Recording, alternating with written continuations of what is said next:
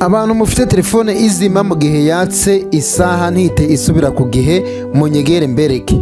Uraza hano kuri setting ya telefone yawe, nurangiza uscrolling uze hano hasi uze hano handitse system, nurangiza ukande hano handitse date and time, urasangamo utu setting. Noneho nurangiza akakambere kanditseho set time automatically niko ugomba kusettinga. Nusanga gafunze uko nguku ugafungure, kuko kano ga setting kambere niko uri kubonamo iyi date, noneho ukabonamo n'iyi time. Iyo gafunze uko nguku telefone ikazima ikongera ikaka, ico gihe telefone ntabwo isubira ku gihe, kuko kano ga setting kanditseho set time automatically kaba gafunze. Ariko iyo gafunguye uko nguku telefone yawe ikazima mu gihe yatse ihita yisubiza ku gihe automatically, kuko uba waragafunguye. Kano ga setting nakubwenge, nimba ubikoze bigakunda twandikire muri comment. Ikindi nagusaba nyamuneka, nimba uri umukunzi wanjye wazana hano kuri YouTube ukaza ukamba subscribe, ntaco bitwaye, ugasacinga n'ubundi izina ni rimwe ryo nkoresha kuri TikTok na ryo nkoresha kuri YouTube, ukandikamo Ernest Mandazi